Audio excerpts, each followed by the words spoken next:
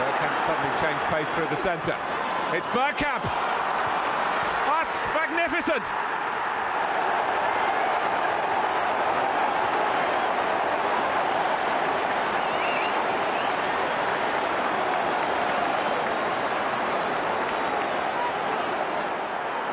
The move, and then this, which left Davi's ass totally stranded. Welcome to Bergkamp Wonderland, the podcast that always has trouble tweeting. First of all, it wouldn't let me, and then it decided there was too many characters, and then I decided to realise there was not a gap between Twitter and the HTTPS bit. Twitter, you've let me down. And then I tweeted, we'll be live at 10 o'clock. We're not live at 10 o'clock. We are live now.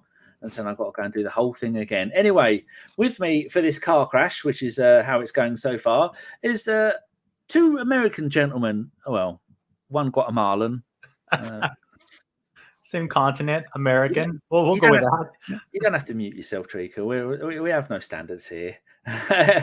It's the man who, whenever he pops up in the chat, I either bring up the Guatemalan flag, because we both got Guatemalan passports, but we're not talking about that. All I'm going to say is the Guatemalan SAS.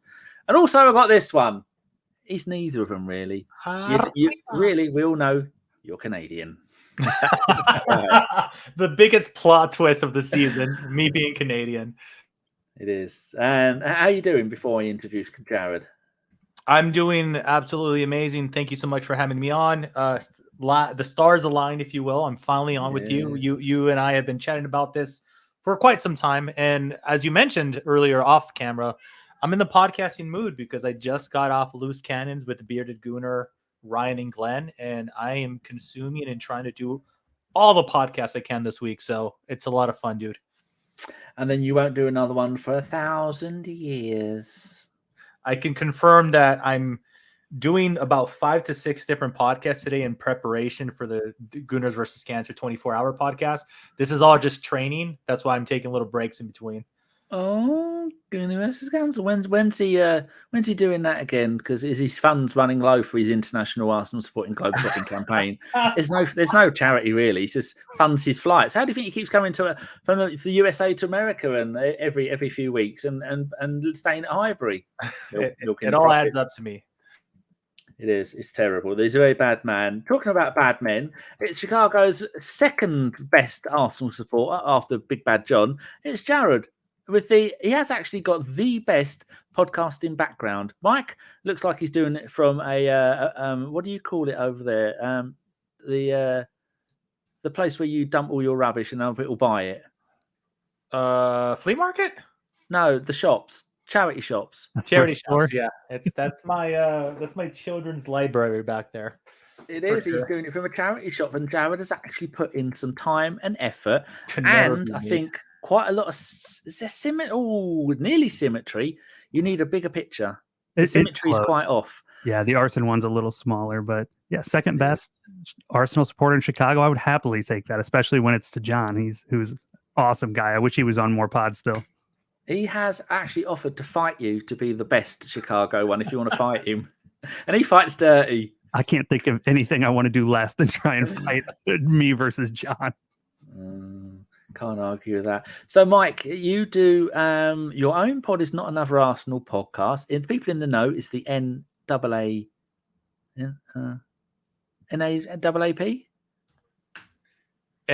What we normally put NAP, NAAP, but for Twitter's, if you're talking that, it's NA Arsenal Pod. Is that what it is? Yes, sir. Lovely. And you moonlight on the Gooners pod, as does Jared. Has he signed you down to any kind of long-term contract, or is it just when he begs you enough, you go on? Because I think they went 2 months without doing the show, didn't they? Because he's a part-timer. We probably went at least 2 months. I know for a while, my schedule with work is I'll be available all day, every day for 2 months, and then I'll be completely unavailable for 2 or 3 months. So there was a pretty big drop-off. But yeah, we're back now. I think just when the team starts winning, we're ready to come back on and start talking Arsenal again, like everybody else. And Jared is actually the only person who regularly podcasts that hasn't set up his own podcast. My list is now 230 podcasts long. Have you set up one, or are you going to? Or are you planning to?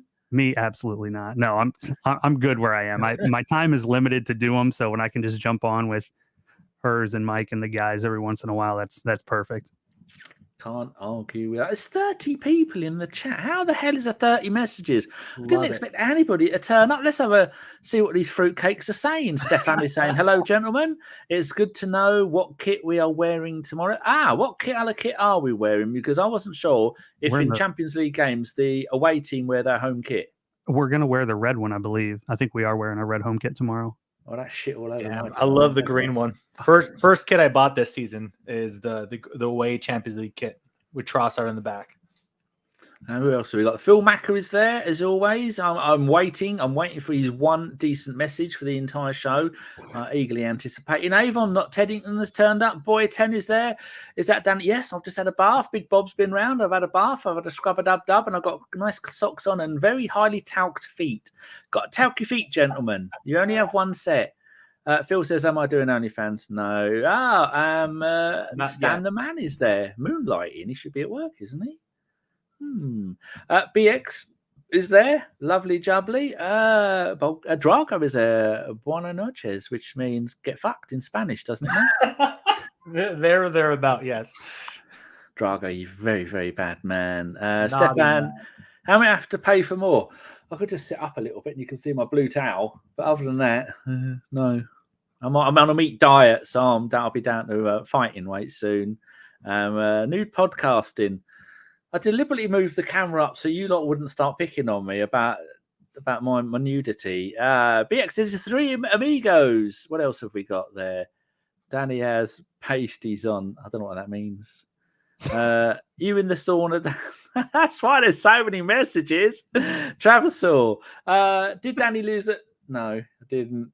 I mean, if nothing else, we know Danny knows how to drive clicks. He's got it figured out. We have 30 comments and 29 are about his being shirtless. I see if and lots of numbers. So are we ready for the start of the decline of our season? So it's gone from what am I wearing because I've only got a towel on to and lots of numbers saying the season's all over. That's dirty clicks for you, Danny. Those are easy clicks getting nude for clicks. Shame on you. Yeah, it's disgraceful. Right, let's start out with it's to take me a couple of minutes to go through this. At any point, gentlemen, feel free to jump in and add anything that you want to. So the game, FC Porto v Arsenal. Anybody didn't know that? Good. Competition, Champions League. I'll say it again. Champions League. Now, it is, I've got here the date, Saturday the 17th of February. Now, do why that is? Because when I edit it from the Burnley game, I've already missed one bit out. So 8 p.m. in London, if you're in London, it's going to be 3 p.m. if you're in New York, midday in Vancouver, 7 a.m. in Sydney, 1:30 a.m. in New Delhi, and 5 a.m. in Tokyo. So all you lot will probably be asleep unless you are very, very dedicated. Where can you see it in the UK? TNT Sports 1. Radio 5 Live are going to be playing it audio-wise. Players out injured, gentlemen. We all know about Timber. Back probably the end of April. Vieira is another one. Still got the injury. They said it's a late fitness test, but they said that about him for the Burnley game. Partey, 24th of February. They said on the 16th of February, Thomas is progressing really well. I don't want to say too much, but he's looking very good and he's on the field already. Mike, do you hold out much hope of him coming in and saving our season, or should it just be get him fit and sell him? You're not once you fit, put him in a glass cage. No, I am desperate for him to return, actually. I always often question what the heck Kai Havertz would have played had Partey been injury-free the entire season. I personally don't think Kai Havertz would have had such a sustained run of game this season had Partey not been injured. So I think Partey playing deep, Declan Rice has played fantastic on the left when he's been there. Sometimes we see it in big games when Jorginho's the one that sits deep. Odegaard on the right-hand side. I am desperate for him to return. There's no negatives on Partey's return. Even if he doesn't come and play full-time for us and he's not playing game in, game out, I think he could help unlock and quicken our transition tenfold. He's such a talented player. And one thing that sticks out about Thomas Partey for me is I don't think I've ever heard one interview when they asked an Arsenal player who's the best player on the team. 9 times out of 10, you hear somebody bring up Partey because he's such a talented, versatile player. So when he comes back, and hopefully he comes back sooner rather than later, I know he's out there in Portugal. He's traveled alongside Vieira, and Gabriel Jesus, I believe, traveled as well. I'm hoping to see if they could play a few minutes, man. That would be absolutely wonderful because we do have a few games back-to-back, and then we're going to have like 3 weeks off. So let's get through these next few weeks and see how everything plays out. Jared, what do you think to Boy 10's comment of Partey was never in the plans for this season, guys? It's unfortunate for all parties that the sale didn't happen like the management wanted. Does that make you think that possibly he won't play this season? No, I fully expect him to play, even if they don't want him there long term, which I think we all probably agree that we don't. He's an incredible talent when he is fit. And also, if you're going to try and sell him, putting him in the shop window in some Champions League or important matches and having him play well certainly doesn't hurt things. So I'd expect we're going to see him not tomorrow, but before the end of the season. I think we're going to see him a number of times and probably in the important games if he's fit. Yeah, And I just rebuttal to that personally. I'm gonna go ahead and say Partey is definitely part of this season's plans, and I'm gonna tell you why. He is such a tactically aware player that contributes so much that Arteta literally chose to play him at right back and felt comfortable with that decision, feeling that he could add to the squad. Personally, I think had he been healthy, we would have seen him substantially more than we've obviously have. So that's my rebuttal to that one, because I do think he's too much of a talented player to leave him on the bench. Yeah, I think if we were playing in a Champions League final and he's fit, there's no question he would be one of the first names on the team sheet. He's just too good of a player to not utilize if he's available. Yeah, but if you keep him fit and then don't play him, then he's not going to get injured again, is he? Just say, look, you're fit, no training, you're fit. We're going to get rid of you in the summer. We're not playing you at all. But it's like BX says, we're paying him so he plays. But maybe he'd like to come in and like last season, his form fell off towards the end of the season. He turned to dog shit. Maybe he'd like to come in for the last 8 games and not be dog shit and see if he could help us win the title this year. Because Man City, you watched the game tonight, didn't you, Jared? They were shit, weren't they? Very, very uninspiring. Yeah, especially by their standard over the last couple of years. They looked really poor. And really the goal from Haaland that opened the game was just pretty lucky. The Brentford defender playing him just slips and falls and lets him coast straight in on goal, 1-on-none. So that's a spot where, you can't put Haaland in a 1-on-1 with the keeper and expect to have too good of a result if you're Brentford. But yeah, overall City did not look good. The other injuries we've got, I didn't mean to highlight that. I'm going to come to Steph's question in a bit, is Zinchenko. They've changed it again. They've changed it from, it was last weekend to now no return date. Mike, do we want him back? Because there's been a lot of people on Twitter we all know Twitter people know everything, that have been going, it is amazing how in the space of 18 months we've outgrown Zinchenko and Jesus. Do you think that? And are you worried about him not coming back? Because it seems like Tommy is made of glass, like people are saying in the chat. Danny, I was just on another podcast and I answered a very similar question. Part of me wants to just say the complete opposite of what I said in the other pod. That way I could clip myself being right either way. But I'm going to stay consistent. I think Zinchenko is a net positive with the team anytime he plays. And I know that a lot of times his defensive frailties get pointed out, but I still think that what he contributes at the start are going forward and in the midfield outweighs any defensive errors that he might have. You can make an argument finally that horses for courses and whatnot. And I kind of spoke about Tomiyasu. Like if you told me Tomiyasu's fit, I would probably start Tomiyasu into Etihad versus City. So I could see why there's very specific games where Tomiyasu's set of skills might come in helpful, but Zinchenko, for me, if he's fit, I would rather him be on the field. So far Kiwior has been playing fairly well, but it's because they've given him less responsibility and said, hey, you play the more defensive fullback, and then we're going to have Ben White invert. But if Zinchenko is healthy, I truly believe, even Arteta thinks this, if he's fit, he plays. So Kiwior, sooner or later, will be coming out of that starting 11, in my opinion. Jared, can we afford to keep Tomiyasu, Partey, Jesus, and Zinchenko at the club next season, consider none of them are ever going to make an entire season without constantly being injured? Well, depending on how the season ends, we may have some extra funds coming in. But regardless, I don't think we're going to see Partey specifically out of that bunch in the team next season. He's obviously had some off the pitch issues. He's had a ton of injuries. I think he's one we'll likely see a sale on. Now, as far as how much we'll get for him, it's hard to say. If he comes in, in the next week or so and is able to complete the season relatively healthy, you probably bring in a good bit. If he, is kind of in and out with more injuries, it's unlikely we're going to get a price that we probably like for him. But Tomiyasu, he's going to be a long-termer with the team, and I'm happy about that. Zinchenko, I think, will be a long-term. When I say long-term, I mean the next 3 to 4 seasons probably. So I think of the group, most of them will be here, but Partey is the one that I would pick out and say I'd be very surprised if he was here at the kickoff of next season. Personally, I'd get rid of all 4 of them. I don't want to build a team. If I'm playing Football Manager and I've got a player who's constantly out, like I've got one called Remy, he's ex-West Ham, and he plays for Trinidad and Tobago, and every 3 weeks he is off. So he's gone for a week, then he's back for a week, he's unfit. I don't know. No, I'm not going to have these players.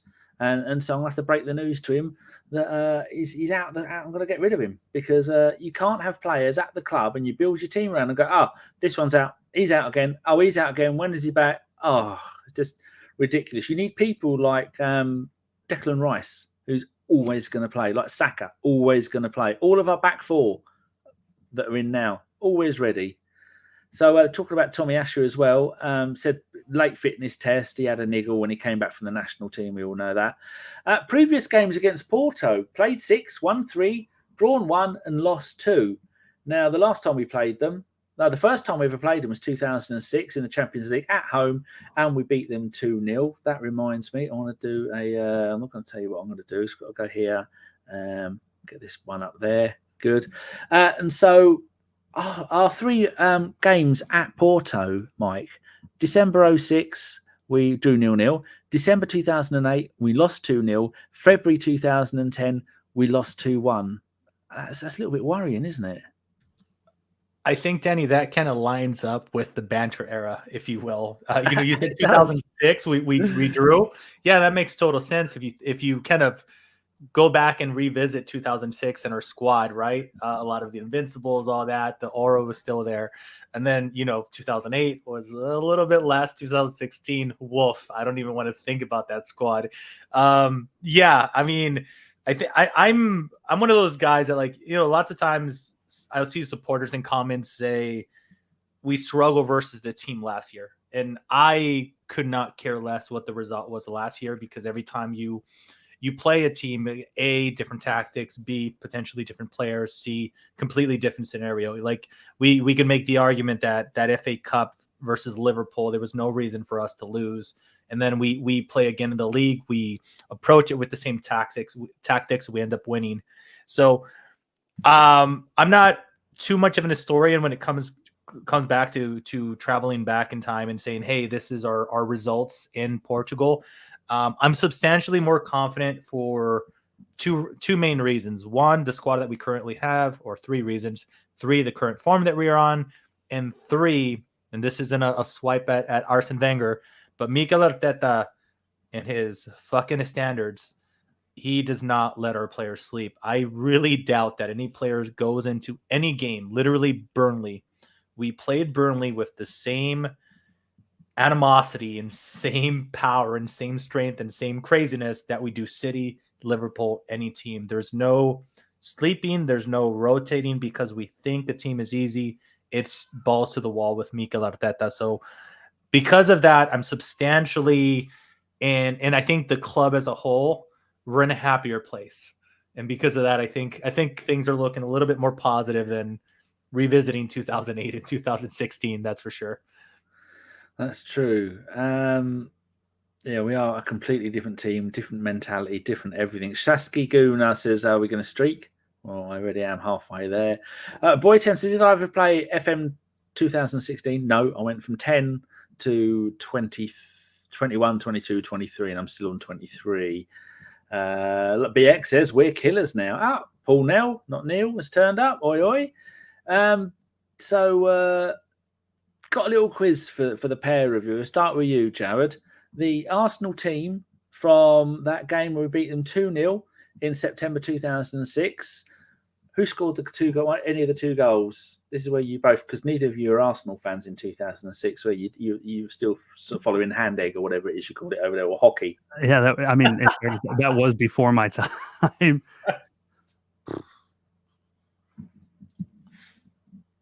Probably only. I mean, I've seen it in highlights, obviously, but 06, both goals. I don't know. Herz, you know this one right off the top of your head? He said in I don't. You said 2016? 2006. 2006. Yeah. Oi. He went a bit Feinberg there. Hey. Oi! Giroud or Chamak? Giroud. I think Chamak might have been in the squad at that time, actually. No jokes. Yeah, he came in shortly after Van Persie, didn't he? No, I think you two have got more chance of naming the Porto team. Henry and Kleb scored the goals. Had Lehmann in goal. Had Gallas and, God, this is hard. And Toure at centre-back. Eboué right-back. Justin Hoyt at left-back. And then Fabregas and Silva in the middle. Kleb and Rosicky as the wingers with Henry and Van Persie up front. And Ljungberg, Walcott and Song all came on at the same time. Walcott played with all of those legends. Shame none of it rubbed off on him, isn't it? Do you want to try for the a more recent one, the 2010 5-0 win? Mike, do you want to have a go at that? Scored 5 goals, 2010. Ramsey scored a goal. Tell me he did. No. That's Mr. Champions League right there, man. Come on, you're killing me. He wasn't even on the pitch, and he didn't come on as a sub. He wasn't even an unused sub. This is the Eduardo, Walcott, Denilson, Traore era. Great. I like that. Bulgarian Gunnar says Bentner 3. Yes, Bentner hat trick. I'm going with it. I love it. Is indeed. If either of you two can name another goal scorer, I'll be one of them. You might got it. Is the horse-faced assassin? Horse-faced assassin? Are we talking about Nasri? Arsenal fans used to call him the horse-faced lesbian when he left. Nasri, for sure, right? Only because bloody Drago's ruined it for everybody. Drago. Oh, and Boo. That's another one. Was he around the squad 2010? It was.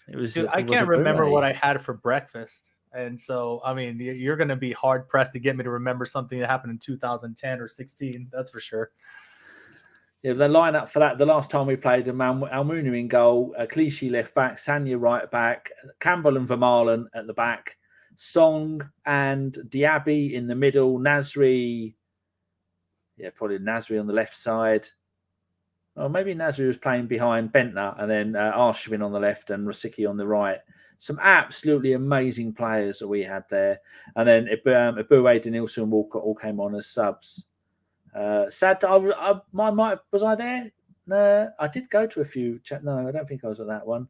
Sad times. But that was the beginning. That was the middle era of being shit for Arsenal. Arsenal. Wenger. No, not Wenger. Arteta has never played against Porto as a manager. And Sergio Conceição. What does the little squirrely line above an A mean in Spanish? It's normally a ño. What was so? I'm still none the wiser. Okay, you're still none the wiser. Okay, so what are you looking at? Porto, Cancelo. Is what you're looking at? Sergio Conceição. I'm seeing. Oh, no, he's got a bit below the C and a bit above the A. Unless that's dirt on my monitor, which I don't think it is. Sergio Cancelo. I don't see any accents on him. Yeah, put it on the screen, Danny, for me. You got me Google searching all this stuff. Because he's got 3 of those little things. I'll put it in our private chat. There you go. It's in there now. Thank you so much. Hello. You got to remember. Oh, okay. So I could speak for Sergio. The little line on the top of the E. That's the accent where you want to put the like the more gusto part of the. So it's Sergio, right? The other 2. That's more of a Portuguese thing because we don't do the line above the A or the C. Yeah, is he Portuguese though? I don't know. I didn't look it up. I just assumed he was Spanish. With a name like that, maybe, man. Because I don't see a lot of Spaniards named like that either. So no. Oh, good. Well, I've heard the name, but I don't recognise. He's been the manager there since June 2017.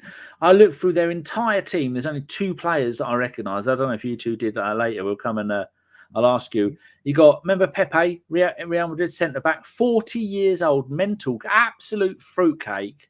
22 games he's played this season. Hopefully he'll play, because I'd love to see a 40-year-old Pepe trying to bite Saka and damage all of our other players. It's absolutely ridiculous. And the only other one I've heard of is Danny Namaso, who was born in Reading, played for Reading, and he up to many levels, up to England under 20, and he went off to Porto in 2020. He's meant to be a forward, and he's got 1 goal in 13 this season. I'd imagine most of those will be subs. Have any of you heard of any of those FC Porto players, Jared?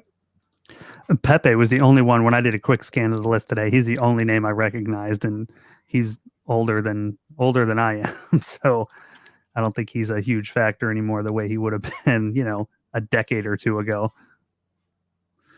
Why are people moaning about the Ipswich game? Didn't Ipswich win 4-3 today or something? We're talking about Ipswich? I don't know why they're talking about Ipswich. There's too much there. Hold on. Oh, Josh, bloody hell.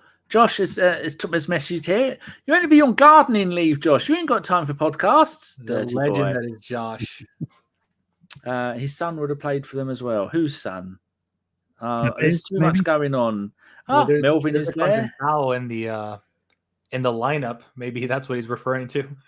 Possibly. Have you heard any of the other players, Mike? Because I certainly haven't. No, I was looking at Nico Gonzalez. He seems familiar for me, but I was thinking about a Uruguayan footballer. But I looked him up. That's not the same footballer that I was looking about. Yeah, the manager / the player then is what Josh is referring to, as far as dad's son. But no, I gave it a quick scan. Pepe, man, I got to be honest, must be one of my favorite dirty players in the world of football, alongside that partnership he had with Sergio Ramos.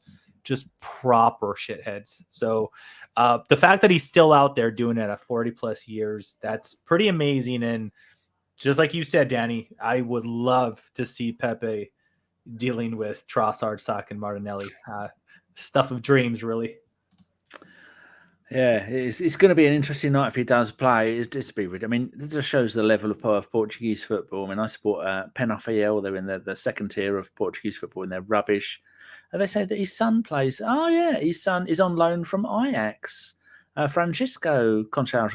He's 21. He used to be at Porto. Then he sold him to Ajax. And this season on loan with him, he's got 3 goals in 15 games. He's a winger. Don't you dare stick your fucking claws in me, cat. Go. When you want attention, he sticks his claws in my leg. And fucking go away. Come on, move. He saw the goodness. He couldn't resist himself, Danny. He's like, oh dear. Josh says Ellis and I are on gardening leave, and it becomes an Ipswich loving. Ellis, don't tell me Ellis is in here. That's bloody impossible. He's busy saving people's lives. Anyway, I ain't got time for any more jibber jabber. My mustache is itching. Is Josh a Brighton fan? Yeah, he is. Season ticket holder. There you go. I remember. Yeah, he's not been very happy lately. He's happy at home and he's sad away, and he's happy at home and he's sad away. So it's not right for the poor boy. They're currently third in the Portuguese league, 7 points behind the leaders, Sporting Lisbon. They've scored 65 goals in 34 games, all competitions, and conceded 30. So that's 60. So it's like every game 2-1, one way or the other, possibly. The most dangerous player is Ivan Nilsson, 19 goals in 27 games, Jared. Does that worry you? I mean, it's a good return. And the Portuguese league is, it is what it is. But I think at home, they're quite good. I think they've won 6 of their last 7 of their last 8 at home, something like that. So they're on a good run there. So anytime you've got to go travel to another Champions League opponent, you can't really count on it being an easy one, especially when they've got a guy who's scoring, what'd you say, 19 and 27? Yeah. Pretty strong results. 4 in the Champions League. Has it just gone quiet, or is it just me? Oh, no. I thought I heard a click, and I thought, typical, I'm doing a tweet, and I hear a click, and then it goes quiet. Mike, the other player they've got is, I wrote it here, Galeno, who's got 4 Champions League goals and 3 assists so far this season. He's a winger. They're the only 2 players who have got goals and assists this season. Yeah, I think it's Look, I can't speak and say that I have a vast knowledge on this team, but if your creative outlet revolves around one or two players, it's going to be tough sailing for you. Currently, if we're looking at our right side, we get right side we got Ben White, left side we got Kiwior, he's been kind of captaining before now that Zinchenko's out, and he's a defensive pain in the ass, same as Ben White with his dark arts and whatnot. So if their creative options are limited to just the wingers and their striker, I think it's going to be rough sailing with them. We are so defensively solid that we could annoy any team, versus us when we go on attack. We're versatile. We have like 5 or 6 players that are capable of scoring a goal and being a pain in the ass. So, sure, it's 4 goals to return. He's doing okay in Champions League. But ultimately, I think what we're doing defensively is going to be a little too overwhelming. I'm expecting another, I'm going to say -2.5 on the shots on their end. How can you have -2.5 shots? Because in American betting, I don't know how it is over there in the UK. If you do 2, then what happens if you have 2? It's a tie. You can't. So when betting lines are sort of like, hey, is going to be over 1.5 goals. That way, if it's 1 goal, it's under. If it's 2 goals, it's over. So you got to do the half just to put it. So if the line was -2.5, I would say under. So I'm expecting to be 2 or less shots from them. Yes, correct. Yeah, you don't have to mute yourself. I do. It's a habit of mine because I got the 3 or 49, as Mike Feinberg likes to say, the 49 children in the back. So I'm so used to muting myself. So if you're hearing clicking in and out, that's my keyboard putting myself on mute. So just being, just taking care of the dear listeners and everybody in live chat is all. That's his dedication, though. For every game we went unbeaten, he had a child. He's got 49 of them running around the house because he's such an Arsenal fan. And I am famished, let me tell you. Dear, oh dear. So you got one of those books is for each child. It makes sense now. Jared, our current form, as we all know, Burnley 5-0, West Ham 6-0, Liverpool 3-1, Forest 2-1, Palace 5-0. 5 games, scored 21, conceded 2. How do you think Porto will be thinking about that when they're going to play against us? Because if they've got any sense, they'll shit the bed, won't they? Yeah, I think they're going to play the way a lot of teams play. They're going to come out the first 10 or 15 minutes really aggressive, really trying to get on the front foot and force a mistake out of us early. And then, as we've seen in a lot of games, if they're not successful, they're going to start to get pushed back. Arsenal's going to maintain possession, pass it around on them a bit. And over time, we're just going to see us push them further and further back and get the lion's share of the opportunities. I'm with Hertz. I don't think they're going to see many good looks at goal, but they're going to be dangerous nonetheless. I think they're going to look to hit us on the counter for the majority of the game. Like I said, after the first 10 or 15 minutes, they'll sit back and look to counter. And there's always opportunities there. We've sort of shored that up from what we saw over the last few seasons at Arsenal, and they're pretty strong. But all it takes is one slip, as we saw in the City-Brentford game today. One small mistake can cost you, and they're perfectly capable of scoring. But, I mean, I expect an Arsenal win. I would look at it as an opportunity to maybe grab a 2-0. I know as of this year, the away goals don't matter anymore, so that's not really a concern. But it's a game that Arsenal should win. We're good enough and in good enough form. If we go out of the Champions League to anybody that's not, City, Real Madrid, Bayern Munich, it's going to be looked at as, I think, a failure of a UCL campaign, and rightfully so, because that's who we should compare ourselves to at this time. So, Mike, how do you think the game's going to go tomorrow? Is it going to be the all-out attacking football that we've seen sometimes this season, or is it going to be the first half, slowly catchy monkey? There you go, a podcast that actually knows those phrases. Was it 2 hands in the bush and 1 in the bird, or whatever they were trying to say on the one you were on before? They were having no luck with those phrases, were they? I'm going to have to Google search that one because I'm not quite sure what that means. But a bird in the hand is worth 2 in the bush. Now that I know. Yeah. No idea. I think is it better to go there and take it slowly and let them just wear themselves out like an angry child, and in the second half we go bish bash bosh 6-0? I don't think Arsenal knows how to play defensively with any other team that's not Liverpool or City. I generally feel like those are the 2 teams that has respected the most, I guess, to not go all out. And I say that knowing that we dominated Liverpool 3-1. But if we're looking back at the City game, Community Shield, and the last one in the league, that's the only one where I could remember us setting up and being okay with them allowing to have the ball. Everything else, every time you speak to Arteta and you ask him, he says it's not about control, it's about dominance. And I think there's going to be more about that. I mean, I could count on one hand probably the amount of games in which we went into a game and sat back.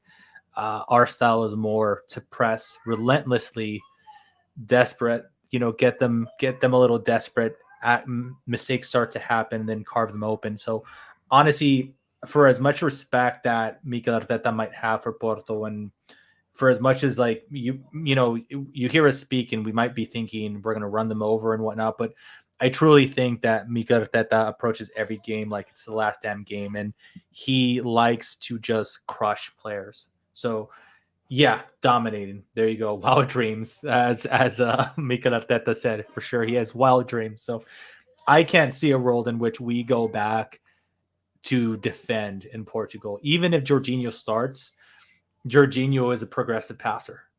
So he might help us sure things up a little bit in the midfield, but ultimately all ends throughout the wings with Saka, Martinelli running, Raya starting plays in transition, and Martin Odegaard just shooting from outside the box, creating mayhem. Anything else to add to that, Jared? Before you lot in the chat, I want to see your predictions. There are 33 of you watching on the YouTubings. I want 33 predictions, and then I am going to go and save them. And then we will do the predictions in under 45 seconds, and then we will shame you tomorrow when you all got it completely and utterly wrong. So, Jared, anything you want to add to that? No, I kind of agree with hers. I think we're going to see the typical lineup we've been seeing. There may be one or two changes, but I wouldn't be surprised to see the same 11 if they're all available and fit, just because we've been on a good run and it's Champions League. It's not the time to rotate. We want to go out there, put ourselves in a winning position at the away leg. So if we do need to rotate or we have guys that are injured on the back end, we're not really struggling in the game at home. The one thing I think we will see, if you noticed at the end of the Burnley game, we're up 5-0. The game's basically over. A ball goes out of our box, and Reece Nelson has a chance to go just play it clear, and he stands there and watches it as a Burnley player runs onto it and gets a free shot on goal. Just a shut-off play that we know Arteta hates. So, as Mike said, Arteta's got, he's pretty ruthless with how he handles the squad. So I wouldn't be surprised if Reece Nelson didn't see the pitch in this game, where we typically see him come on at the end, solely because of that one act of laziness that we know will drive Arteta crazy. And if you saw the clip, Jared, there's a clip of that circulating online. The look that Nelson had, like you could see him scream, "No!" Like he's like in his mind, he's like, "Fucked up. I'm not going to play until April." Shit. Yeah, it seems harsh, but I mean that's kind of the way Arteta operates. It doesn't take much when it's a lack of effort thing for him to just toss somebody in the back, especially with Fabio Vieira being back healthy. I think Nelson might be pretty well done getting any meaningful minutes at all. Yeah, it is a shame. He's not really been. Sometimes he was been like with ESR. So go on, you can have the last 5 minutes of the game. You think, well, what is the point in that? It's no, don't like it. Skaski Goonie, you can't pick two predictions. You have to pick one or the other. And then I shall add it to the list of predictions. Mike, I've got a few different lineups here because it does love it. We've got this one here. We've got 3 different lineups to choose from. They're all basically the same, but you've got Jorginho as DM, or this one, you've got Rice as DM and Trossard left 8, and you've got Rice as DM and Havertz left 8. But I suppose this one and that one, that will just happen no matter which one of those two are playing. Havertz and Trossard will both swap positions. So are you going to go with Jorginho there, or are you going to go with Rice? Because if Jorginho plays there, Rice plays left 8 and Havertz up front, which I don't think he's going to go with that, is he? He's going to stick to what he did last time.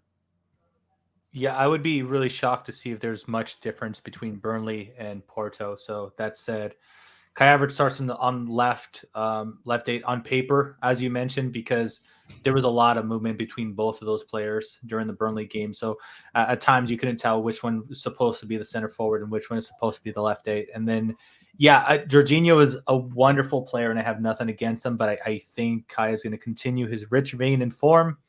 The entire team is on fire. They're firing out cylinders.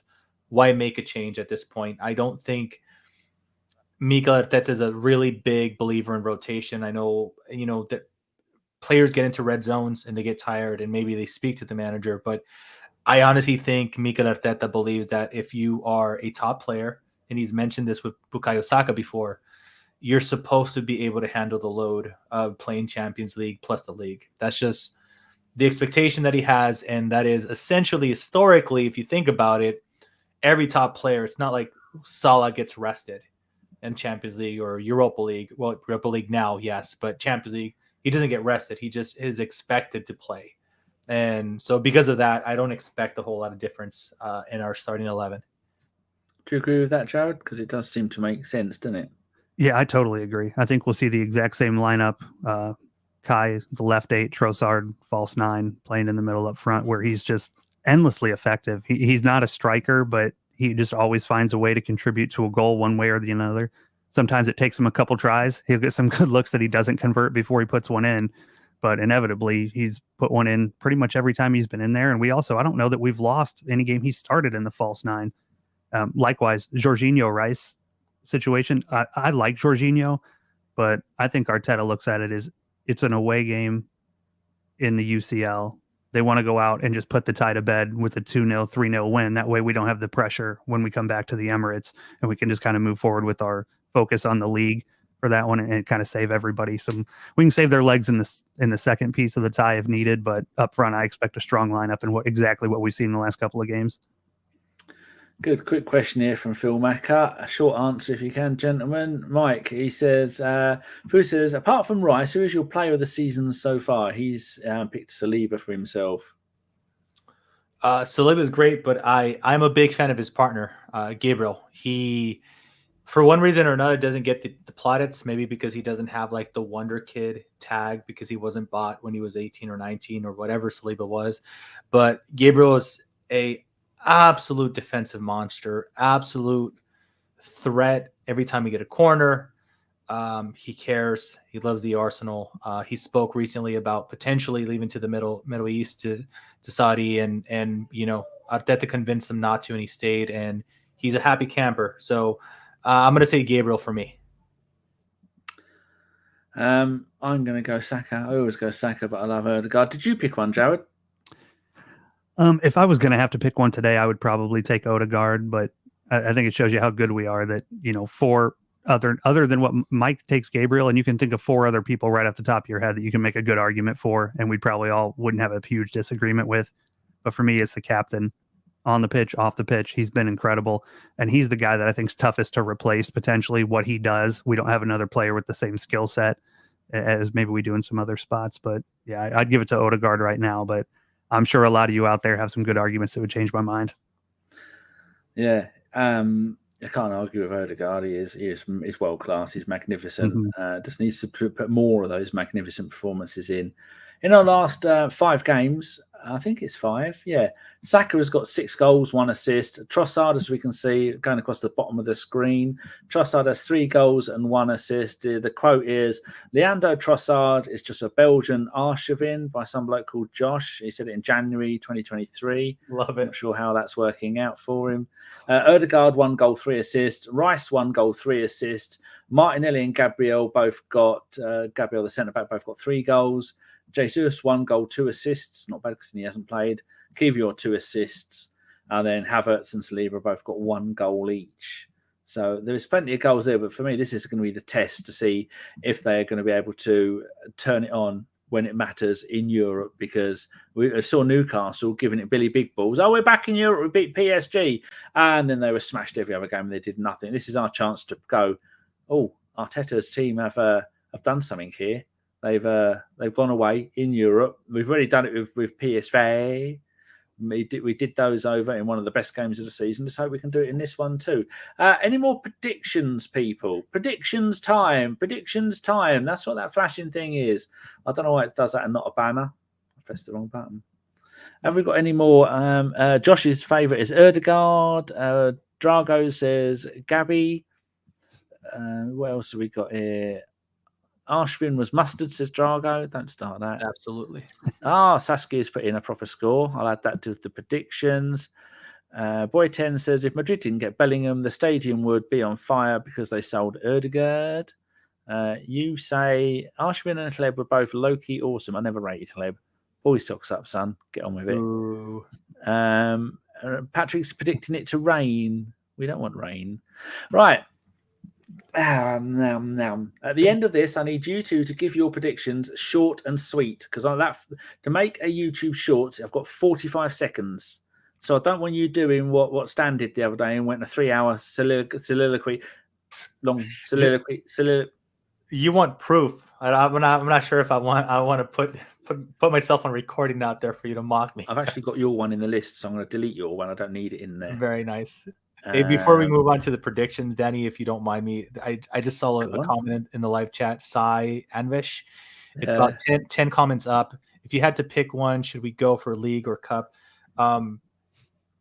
We've never done Champions League, and I know that I would like to romanticize that it's the 20th anniversary and whatnot of the Invincibles, and we're wearing gold on the kit and everything. But fuck, man, I Champions League, man. Just to know that City and Chelsea have one, like it, and I know that they haven't exactly done it the right way, and they did not do it the right way. But I just want it in our trophy cabinet. That's all. Jared's nodding along to that. Personally, I don't give a shit about the Champions League. I'd rather win the Premier League. I would rather win the Premier League because it's more difficult. It's a lot tougher to beat City and Liverpool over 38 games than it is to potentially catch a good draw and only have to win, 2 to 4 really difficult games. And Phil Maka gets it. Question: why not just win both, Mike? Dude, I don't know why I didn't think about that. Now I feel stupid. That's what I didn't. My real answer is whichever one we can win, I'll take. I'm not going to be mad at either one. I'll say that. Yeah, no, I won't celebrate the league. It has to only be Champions League because I don't want the celebration police to come at me when I'm celebrating nonsense. Okay. Good. Right. I'm going to leave a little bit of a gap. I might even wave at the screen so that I know at what point to start doing the editing. And then I'm going to quickly try and read out 15 predictions, then do mine, and then add your two in the space of 45 seconds. Right. Remember, you two just want to score. I don't want anything else. Right. A little bit of silence, please, gentlemen. And here are the predictions from the listeners from last night's game. Josh from ABW, 4-0. BX Gunner, 3-1. Phil Macker, 3-0. Stefan, 5-0. Rudy, 2-0. Patrick Carlson, 3-1. Drago has gone for 1-1. Disgraceful. The Mongoose has gone 2-0 Arsenal. Paul Nell, not Neil, has said 4-1 the Arsenal. Travisor, 2-1. Cy, 5-1. Boy 10 has gone 4-0. The Saskia Guna has gone 2-1. Tom Andrew has gone 3-1. What are you going to go for, Mike? Going for the 2-0. Jared? Agreed. 2-0 Arsenal. I'm going 4-0. I like it. Hopefully that was 45 seconds. If it's not, I think you made it. That was pretty quick. God knows how, because when I'm thinking of two things at once, neither of them come out. It's a sad, sad time. And there's someone else put one right in at the end. Yeah. Good. Well, I think we're all done then. We've done 48 minutes for a half-hour show. Well, 48 is not too bad, actually. It's my fault. There's no 30-minute shows with me on the pod.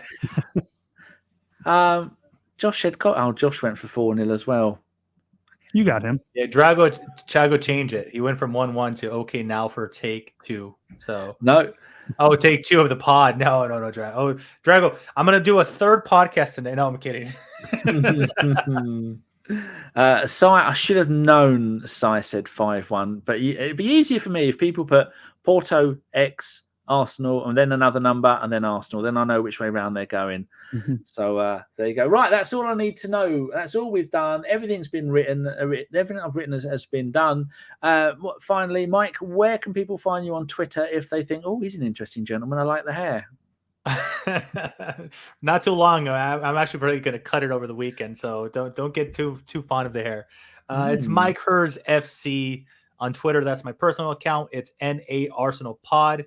That's the podcast that I do at Not Another Arsenal Podcast, pretty much every Tuesday night. But for this week, we made an exception. It's going to be Wednesday night, 7:30 p.m. Pacific, 3:30 a.m. UK, because we do want a podcast after the Champions League. So, if you could head over there, give us a chance, give us a listen, greatly appreciated. Lovely. And one of his people actually does it from an entirely white room with big white pipes going through. It's a dungeon. They keep him there. They don't let him out. It's Chris is not allowed. No, he's not allowed out of there. Jared, where can it says here on your screen? It says your Twitter. But what if people are listening at home on the bus, having a poo, walking the dog, doing the washing up? What's your Twitter? Yeah, I put it there because I often forget it. It's at JC_AFC. So you can find me there, or with Mikey and the guys over on the Gooners pod every now and again when we get together and do something. Yeah, that's not a bad username, that is it? That's quite short. You must have been quite happy to have got that. Yeah, pretty easy. So I'll take it. Very good indeed. Right. Thank you very much to everybody that's watching. If you could subscribe, I don't really care if you do or not. You could unsubscribe for all I care. You could give it a thumbs up. Also, don't care. You can make a comment in the comment section. That I do like. I do, because I often I haven't looked at last week's one yet, so I will go and do that. Yeah. So tomorrow night, after maybe quarter of an hour after the game, Deke is going to come and join me. We're going to do a quick post game show, because he's got to get up early in the morning to, I don't know what he's going to do, go and dance naked in the field for all I know. I haven't asked him. Anyway, thank you to my gentlemen who have joined me. Thank you much to all the people in the chat. You have been wonderful. It's nice to see our Josh back in there. You never know. He might pull his finger out and come on a podcast if he can promise to do more than 2 a season. Would be nice. I'm watching you, Josh. It's not even human. Right, thank you very much, and goodbye. As soon as I scored that goal, I was fucking livid. Get down, dog. Splendid business. He nearly caught the bloody thing. What are you talking about? So I was just eating a full quiche. Well, you don't often see them at Ibs, so when you see them in the supermarket, they need to be swagged, microwaved immediately, and get the brown sauce on and bosh, Bob's your uncle. Never in doubt.